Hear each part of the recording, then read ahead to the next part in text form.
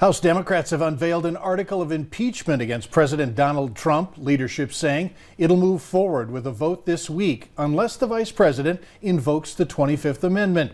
A senior administration official tells CBS News that top White House aides do not think the vice president will do so. Skylar Henry has the latest.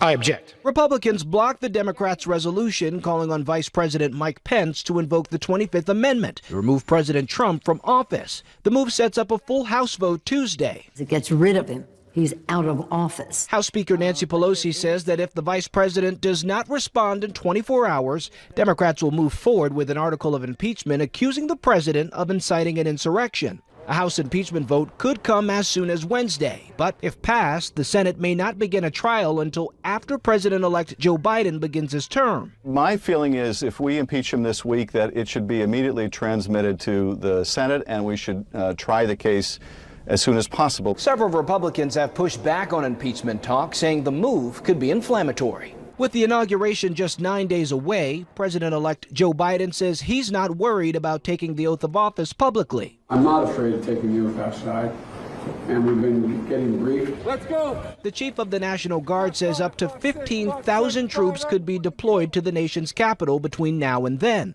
D.C. Mayor Muriel Bowser is calling on the public to stay home. This inaugural planning period has to be very different than all the others. Tonight, President Trump approved the mayor's request for an emergency declaration ahead of the inauguration. Skylar Henry, CBS News, Capitol Hill.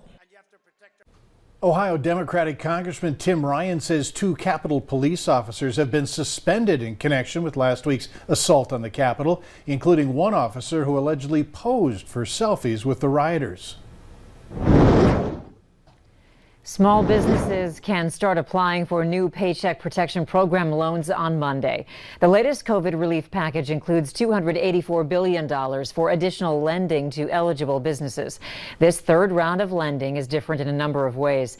Businesses can now get a second PPP loan. Targeted funds are available for the most vulnerable businesses.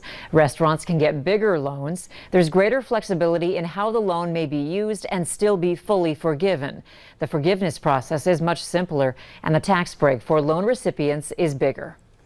Staples is hoping their offer to buy Office Depot sticks this time.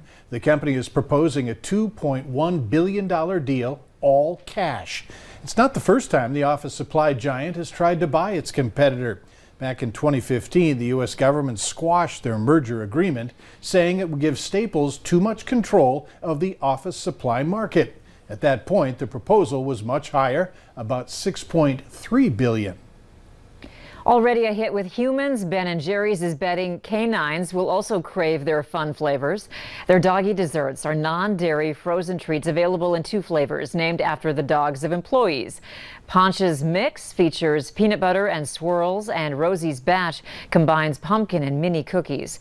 The ice cream-like canine concoctions have a sunflower butter base and other ingredients found in Ben & Jerry's traditional ice cream. They cost $2.99 for a 4-ounce cup or $4.99 for a pack of 4, and can be purchased in grocery and pet stores. The pandemic may have led to an increase in the amount of people dying from heart disease. Researchers looked at the rate of deaths due to cardiovascular causes after the onset of the pandemic compared to the 11 weeks preceding the pandemic. There was an 11% increase of heart disease deaths and a 17% increase of deaths related to high blood pressure after the pandemic began. The scientists believe the avoidance of hospitals, the deferral of semi-elective procedures, and the substantial strain on hospitals may have all contributed to the rise of deaths. Up next in sports, the Fighting Hawks hockey team playing on Monday. Devin returns with details next.